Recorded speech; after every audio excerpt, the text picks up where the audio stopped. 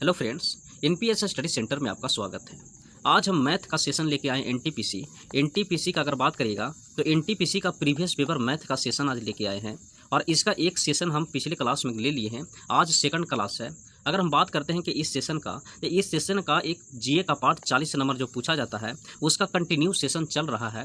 अगर आप वो वीडियो को नहीं देख रहे हैं तो वो इस चैनल में प्ले लिस्ट बना हुआ है, वहाँ से आप देख सकते हैं।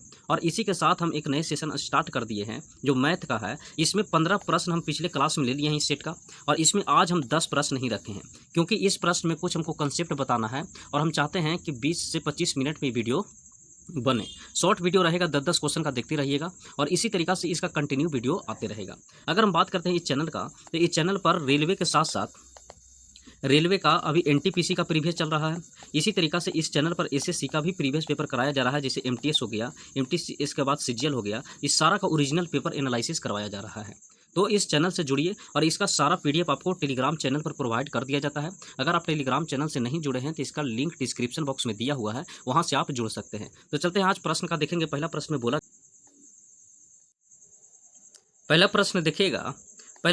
बोला बोला है कि बी की तुलना में ए 5 गुना बेहतर कामगार है और इसलिए वह एक काम को पूरा करने में बी की तुलना में 60 दिन कम लेता है।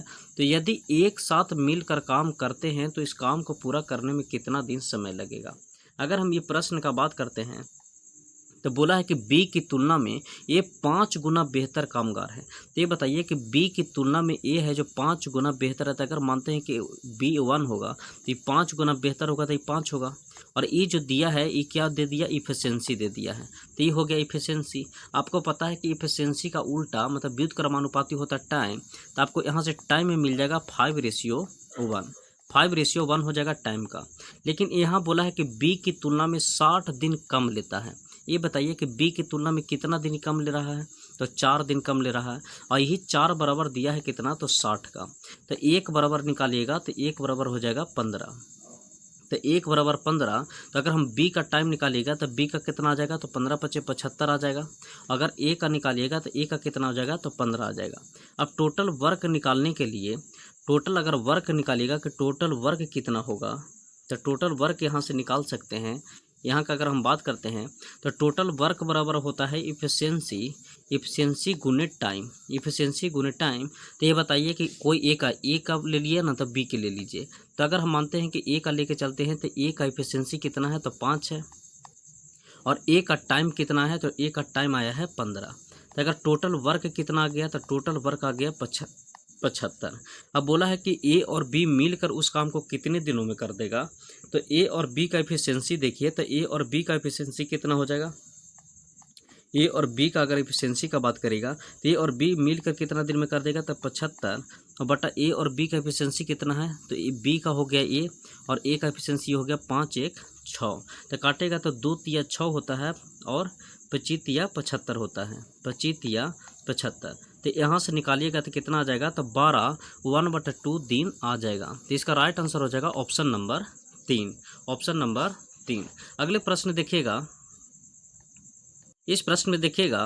इस प्रश्न में बोला गया है कि ब्राहा बिंदु पर पी से स्पर्श पीए और पीबी ओ वाले वृत्त पर खींची जाती है। तो पीएबी 55 डिग्री है, तो एओबी ज्ञात कीजिए। अगर हम बात करते हैं कि मानते हैं कि ई हो गया त्रिभुज। अगर हम बात करते हैं त्रिभुज का, तो ये बताइए कि ए हो गया त्रिभुज।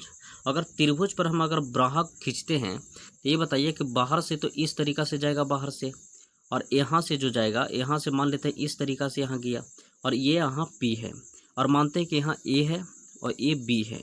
तो ये बोला है कि पी ए और पी बी क्या है, वो वृत्त केंद्र वाले। तो यहाँ मानते हैं कि यहाँ ओ हो गया। तो पी ए और पी बी ये स्पर्श कर रहा है, पी ए और पी बी स्पर्श कर रहा है। तो यहाँ से अगर हम लेंगे तो बोला पी ए बी कितना दिया, 55 डिग्री। तो पी ए बी अगर 55 डिग्री है तो यहाँ से बी के मिलाएंगे, और पी ए बी ई कितना दे दिया है, तो 55 डिग्री दिया है। ये जो दिया है ये कितना दे दिया है, तो 55 डिग्री दिया है। आपको पता है कि पी ए और पी बी बराबर होता है, पी ए बराबर पी बी बराबर होता है। तो जब ई 55 डिग्री होगा तो ये भी 55 डिग्री होगा, ये भी 55 डिग्री होगा। और यहाँ से अगर हम मिलाएंगे केंद्र से, तो केंद्र से ही बनेगा। तो केंद्र से मिलता है तो केंद्र से बनाता है 90 डिग्री। अगर हम बात करेंगे तो केंद्र से कितना बनाता है, तो केंद्र से जो बना देगा ये 90 डिग्री बनाएगा। ये केंद्र से कितना बनाएगा, तो 90 डिग्री। तो 55 डिग्री वो हो गया, तो यहाँ कितना बच गया, तो 35 डिग्री बचेगा। इसी तरीक़ा से यहाँ भी बनाता है कहाँ, तो इतना बनाता है कितना, तो 90 डिग्री बनाता है। तो ये कितना बच जाएगा, तो यहाँ भी 35 डिग्री बच जाएगा। तो ये बताइए ये 35 और ये 35 170 बचा, तो यहाँ जो ओ बचेगा, ए ओ बी बचेगा, वो कितना बच जाएगा, तो 110 डिग्री बच जाएगा। तो इसका राइट आंसर हो जाएगा ऑप्शन नंबर 4। अगले प्रश्न देखिएगा। इस प्रश्न में बोला गया है कि एक व्यक्ति ने 2 वस्तुएं खरीदी है और प्रत्येक का मूल्य 3000 रुपया है। उसने एक वस्तु को 10% के लाभ पर और दूसरी वस्तु को 5% के लाभ पर बेची है, तो उसके द्वारा अर्जित कुल लाभ क्या होगा। तो यहाँ हम आपको बता देते हैं कि अगर सीपी समान होता है तो यहाँ वेटेज एवरेज लगा सकते हैं। मान लेते हैं कि कोई वस्तु ए है और कोई वस्तु बी है, और इसका सीपी दिया है कि ए, इसका भी सीपी मतलब कितना, जो सीपी हो गया क्रय मूल्य, वो 3000 है, और इसका भी क्रय मूल्य 3000 है, इसका भी क्रय मूल्य 3000 है। अगर यहाँ देखिएगा तो पहला वस्तु पर 10% का लाभ हुआ है, तो यहाँ 10% का लाभ लिखेंगे। ये दूसरी वस्तु पर 5% का लाभ हुआ है, तो दूसरा पर 5% का लाभ लिखिएगा। और इस तरीक़ा से इसका वेटेज एवरेज लगा सकते हैं या डिविएशन लगा सकते हैं। अगर डिविएशन का बात करिएगा तो यहाँ रेशियो अगर लीजिएगा तो 1:1 आ जाएगा, 1:1 आएगा। तो यहाँ से यहाँ गुना करिएगा तो 10 हो जाएगा, और इसी तरीक़ा से यहाँ गुना करिएगा तो 10 हो जाएगा, 5 हो जाएगा। अब 5/1 लगाइएगा तो ये हो गया वेटेज एवरेज, और वेटेज एवरेज आ गया 10 और 5 15, अब 15/2 करिएगा तो कितना आ जाएगा, तो 7.5% आ जाएगा। ये जो ओवरऑल हो गया, ये हो गया वेटेज एवरेज से। अगर इसी तरीक़ा से आप चाहते हैं कि नहीं बेसिक से कैसे बनेगा, तो देखिए मान लेते हैं कि ए और बी, एक वस्तु ए हो गया और एक वस्तु बी होगा। ए का क्रय मूल्य दिया है कितना, तो 3000 रुपया दिया है, और बी का क्रय मूल्य कितना दिया है, तो इसका भी 3000 दिया है। इस पर 10% का प्रॉफिट हुआ है, तो 10% निकालिएगा तो 1/10 मतलब 300 का यहाँ प्रॉफिट हुआ है, 300 का प्रॉफिट हुआ। इसका मानिएगा जो ई दिया है वैल्यू, ये बोला है कि हम 5% का प्रॉफिट कमा रहे हैं, तो 5% निकालिएगा तो यहाँ आ जाएगा कितना, तो 150 का प्रॉफिट होगा इसका। अगर टोटल प्रॉफिट का अगर बात करेगा कि टोटल प्रॉफिट कितना हुआ है, तो टोटल प्रॉफिट होगा 301.4। टोटल ओवरऑल पर कितना हुआ है, 450 हुआ है। आपसे परसेंट में पूछ रहा है तो आप परसेंट में निकाल लीजिए।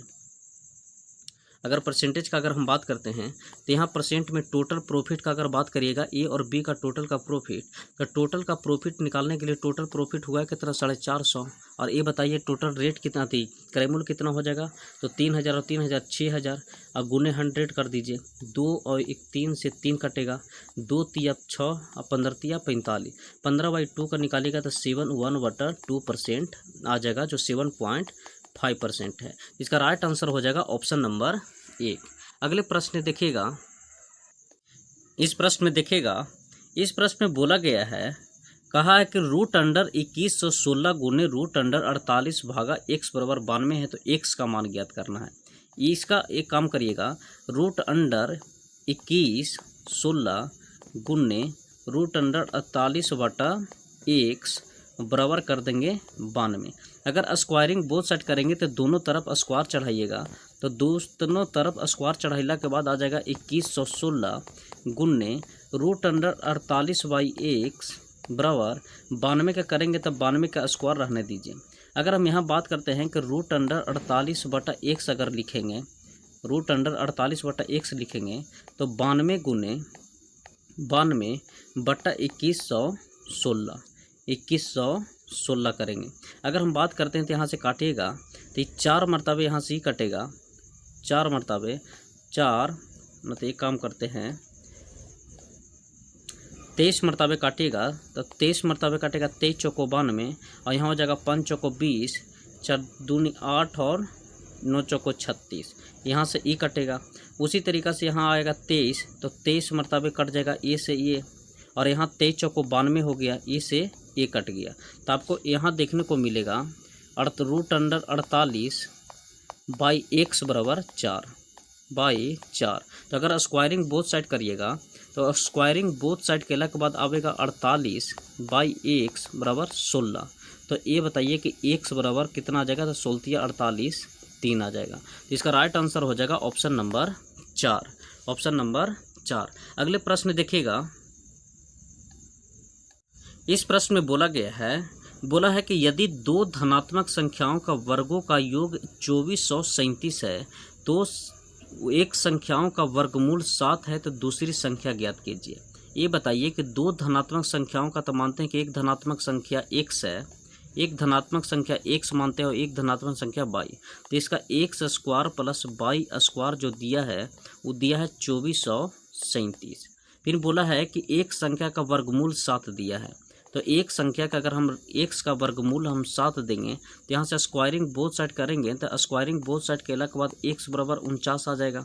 स्क्वायरिंग अगर दोनों साइड अगर हम स्क्वायर कर देते हैं, इस तरफ भी और इस तरफ भी स्क्वायर कर देते हैं, एक सेकंड, अगर हम बात करते हैं यहाँ ये 7 हो गया, तो स्क्वायरिंग बोथ साइड करिएगा, स्क्वायरिंग बोथ साइड, तो बोथ साइड करिएगा तो x बराबर 49 आ जाएगा। x बराबर कितना 49 आया, तो फिर स्क्वायरिंग करेंगे, फिर स्क्वायरिंग बोथ साइड करेंगे, तो स्क्वायरिंग बोथ साइड करेंगे तो यहाँ आ जाएगा x स्क्वायर बराबर 2401। अब ये बताइए, आपको तो पता है कि x square plus y square है कितना, तो 2437 है, 2437। तो x स्क्वायर बराबर आया है 2401, तो 2401 प्लस y स्क्वायर बराबर कितना हो जाएगा, तो 2437 हो जाएगा। तो y स्क्वायर निकालिएगा तो 2401 उस साइड जाएगा तो बचेगा 36, तो y बराबर कितना आ जाएगा 6। तो आपसे दूसरी संख्या ही पूछा है, तो दूसरी संख्या ऑप्शन नंबर 3 होगा। अगले प्रश्न देखिएगा। इस प्रश्न में बोला है कि 5 अंकों की सबसे छोटी संख्या ज्ञात कीजिए जो 472 से पूर्णतः विभाजित है। एक मेथड तो इसमें ये होता है कि 472 का ऐसा तोड़िए कि इसमें कोई ऐसा डिविजिबल नंबर देखिए कि इसमें काटला के बाद ऑप्शन छट जाए, लेकिन यहाँ 4 और 8 नज़र आ रहा है, लेकिन 4 और 8 का सब मल्टीपल है।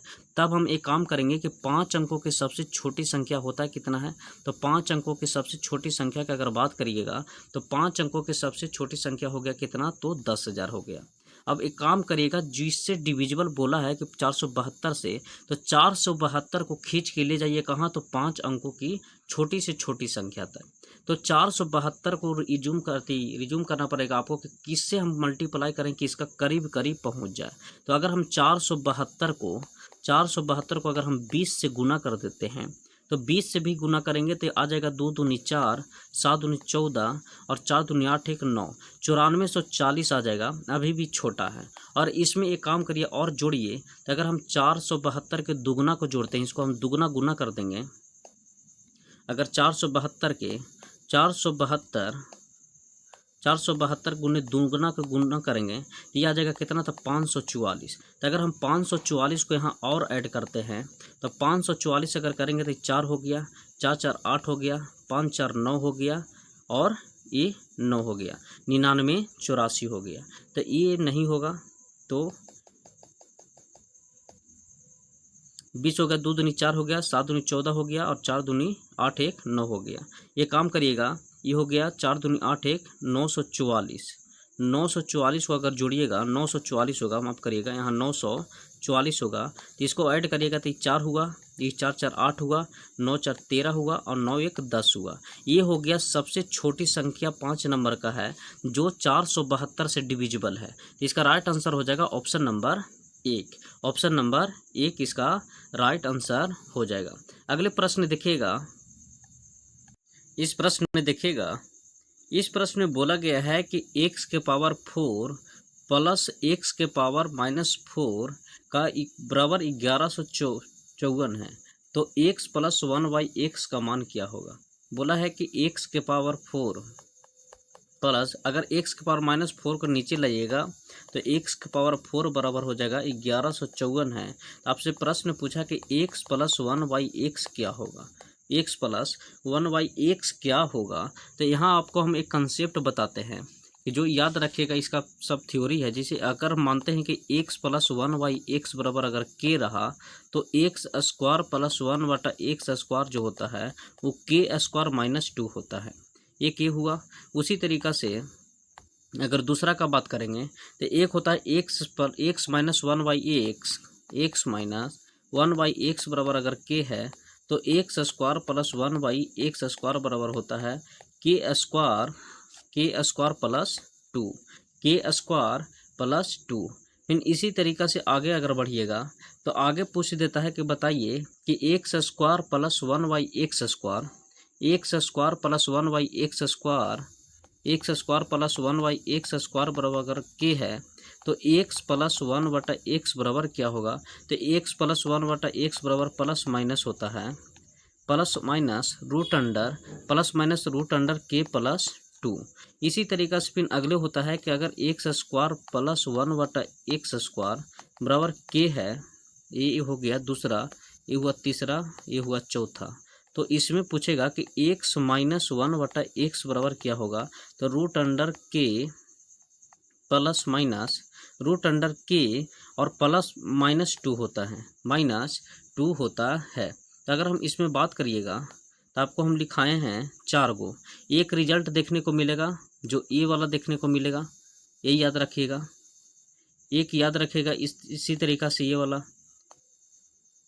दूसरा हो गया, ये तीसरा हो गया, ये तीसरा हुआ, उसी तरीक़ा से दूसरा, तीसरा, चौथा। इसी तरीक़ा से रिजल्ट याद रखेगा। तो आपका प्रश्न जो पूछा गया है वो प्रश्न पूछा गया है इस पर एक्स स्क्वायर प्लस 1/x² बराबर के है, तो एक्स प्लस 1/x बराबर क्या होगा? तो ये वाला पर प्रश्न आपको सेट किया हुआ है। तो यहाँ से हम देख सकते हैं, यहाँ से प्रश्न में दिया गया है कि x के पावर 4 प्लस 1/x² बराबर 1154 है। तो इसी को हम लिख सकते हैं कि एक्स स्क्वायर प्लस 1/x² निकालेंगे तो प्लस माइनस अगर करना रहेगा तो रूट अंडर के स्क्वायर तो के कितना हो जाएगा? तो 1154 हो जाएगा, और 1154 और प्लस क्या हो जाएगा? तो 2 हो जाएगा। तो एक्स स्क्वायर प्लस 1/x² का बात करिएगा तो यहाँ से आ जाएगा 34। उसी तरीक़ा से फिर एक्स प्लस 1/x निकालिएगा तो रूट अंडर के प्लस हो जाएगा 2, तो इसको 34 + 2 लिखिएगा। तो 34 + 2 तो एक्स प्लस 1/x जो मिलेगा वो कितना मिल जाएगा? तो 6। इसका राइट आंसर हो जाएगा ऑप्शन नंबर 2। फिर से आपको हम ये रिपीट कर देते हैं, जिससे इसमें बोला गया है कि एक्स के पावर 4 प्लस एक्स के पावर 4 बराबर 1154 है। तो उसी तरीक़े से आपको हम बताए थे कि ये लगाइएगा कि एक्स स्क्वायर प्लस 1/x² बराबर अगर के रहा तो एक्स प्लस 1/x निकालने के लिए रूट अंडर के प्लस 2 होता है। तो यहाँ भी लगा सकते हैं कि एक्स स्क्वायर प्लस 1/x² निकालने के लिए क्या होगा? तो रूट अंडर के तो हो जाएगा 1154 और 54 प्लस क्या हो जाएगा? 2 हो जाएगा। इसको निकालिएगा तो एक्स स्क्वायर प्लस 1/x² जो आवेगा वो आ जाएगा कितना? तो 34। इसी तरीक़ा से इसको फिर एक्स प्लस 1/x निकालिएगा तो ये भी हो जाएगा रूट अंडर 34 + 2। तो यहाँ से एक्स प्लस 1/x बराबर आ जाएगा कितना? तो 6। तो राइट आंसर हो जाएगा ऑप्शन नंबर 2। अगले प्रश्न देखिएगा। इस प्रश्न में बोला है कि 6 sec square 59 minus cot square 31 plus 2/3 sin 90 degree और 3 tan square 56 into tan square 34 बराबर y/3 है। तो यहाँ कुछ कंसेप्ट याद रखेगा। बेसिक जो फार्मूला होता है तो बेसिक फार्मूला याद रखेगा, जैसे कि sine square theta plus cos square theta जो होता है वो हो जाता है 1। उसी तरीक़ा से याद रखेगा sec square theta minus tan square theta का अगर बात करेगा तो sec square theta minus tan square theta बराबर 1 हो गया। उसी तरीक़ा से cosec square theta minus cot square theta कितना होता है? तो ये भी 1 हो जाता है। तो ये हो गया बेसिक फार्मूला। इसी तरीक़ा से अगर हम बात करिएगा कि कुछ फार्मूला और होता है, जैसे हम बात करते हैं साइन 90 डिग्री माइनस थीटा का, साइन 90 डिग्री माइनस थीटा बराबर होता है कॉस थीटा। उसी तरीक़ा से अगर हम बात करिएगा कि कॉट 90 माइनस थीटा जो होता है वो होता है टेन थीटा। और इसी तरीक़ा से आगे बात करिएगा कि टेन 90 माइनस थीटा कितना होता है? टेन 90 डिग्री माइनस थीटा वो होता है कॉट थीटा। इसी पर फार्मूला पर आपको बैठाया गया है। इस प्रश्न में देखिएगा, इस प्रश्न में बोला है कि बताइए कि सेक के power 6 into sec square 59 minus cot square 31। तो यहाँ से एक काम करेगा 6 इंटू सेक स्क्वायर 59 और माइनस ये बताइए कि कॉट स्क्वायर थीटा को हम लिख सकते हैं, कॉट स्क्वायर थीटा को हम लिख सकते हैं ये 90 डिग्री माइनस 59 ये लिखेंगे। तो कॉट स्क्वायर थीटा बराबर 90 माइनस थीटा अगर करिएगा तो ये आपको मिल जाएगा tan स्क्वायर 59 डिग्री। तो ये tan स्क्वायर 59 डिग्री मिलेगा। तो यहाँ से कर सकते हैं कि यहाँ से जो हमको वैल्यू मिल गया वो मिल गया माइनस tan स्क्वायर 59 डिग्री। उसी तरीक़ा से आगे देखिएगा कि 2/3 है और एक कंसेप्ट और पढ़िएगा 2/3 साइन 90 डिग्री 1 हो गया। उसी तरीक़ा से 3 हो गया और गुना एक और देखिएगा कि tan स्क्वायर 56 डिग्री और tan स्क्वायर 34 डिग्री। एक फार्मूला होता है a प्लस बी। अगर बात करते हैं कि a प्लस बी अगर 90 डिग्री है तो tan a into tan b बराबर हो जाता है 1। तो यहाँ देखिए कि दोनों का योग 56 और 34 90 डिग्री होता है, तो tan a into tan b 1 हो जाएगा। तो यहाँ से 3 गुने हम कह सकते हैं 3 गुने बाई, तो 3 बाई हम लिख सकते हैं 3 बाई, तो गुना हो जाएगा कितना बाई और बराबर कितना है तो बराबर में है बाई/3। इसका अगर सोल्व करिएगा तो sec square theta minus tan square theta 1 हो जाएगा, तो यहाँ 1 दे देगा। उसी तरीक़ा से 2/3 और बराबर बाई प्लस 3 और प्लस 3 बाई हो जाएगा। तो यहाँ हो जाएगा 36 18 19 20/3 और बराबर 3 3 9 1 10 22/3 हो जाएगा।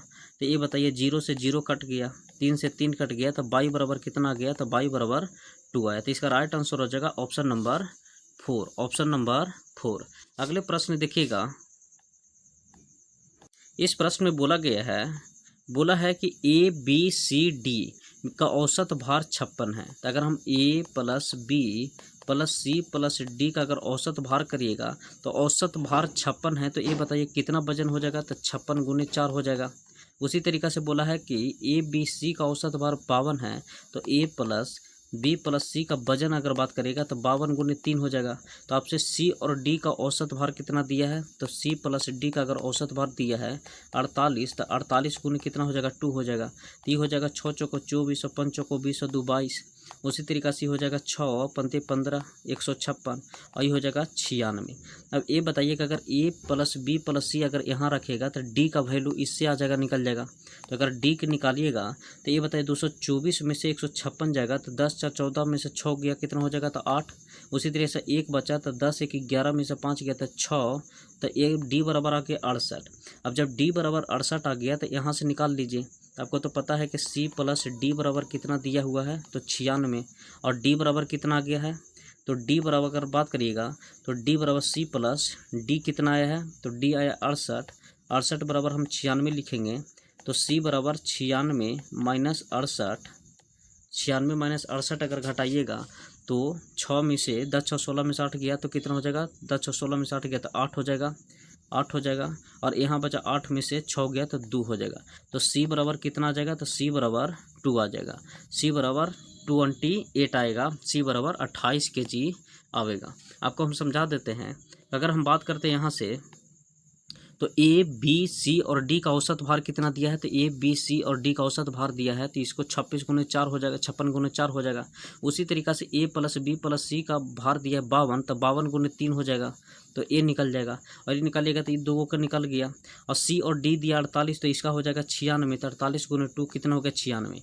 इस दोनों का उपयोग करके आप D निकाल लीजिएगा। D निकल गया कितना तो 68 निकल गया, D 68 निकल गया। कहा कि यहाँ से निकालेगा D। अब इसका उपयोग करके C और D का उपयोग करके आप यहाँ से C निकालिएगा तो C कितना आ जाएगा तो C आ जाएगा 28 kg। तो राइट आंसर हो जाएगा ऑप्शन नंबर 1। अगले प्रश्न देखिएगा।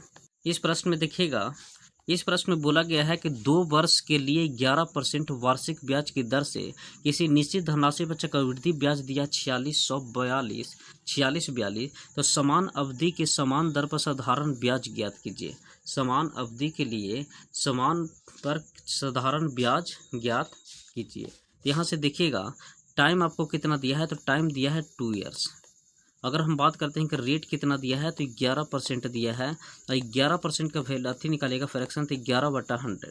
जब ऐसा वैल्यू दे दे तो नीचे वाला बेस को पावर से गुना कर देगा जितना टाइम दिया है। तो अगर हम मान लेते हैं कि लेट मान लेते हैं कि 100 का अगर स्क्वायर करेंगे तो 100 का स्क्वायर हो जाएगा 10,000, और ये हो गया, मान लेते हैं कि इतना ही राशि है। और इस पर अगर 11% हम देंगे, 11%, तो 11% देंगे तो यहाँ 1100 आ जाएगा। उसी तरीक़ा से यहाँ भी 11% देंगे तो यहाँ भी 1100 आ जाएगा, और इस पर भी 11% लगेगा तो 11% देंगे तो 121 हो जाएगा। तो ये बताइए कि हमारे पास चक्रवृद्धि ब्याज 1100, 1100, 2200, 100, ये हो गया कितना, तो 2300, 11 दूनी 22, 2321, और 2321 का ही वैल्यू दिया है 4600, 4642। तो 2321 का 42 दिया है तो 1 बराबर कितना आ जाएगा, तो 3 दूनी 40, 1 बराबर 2 आ जाएगा।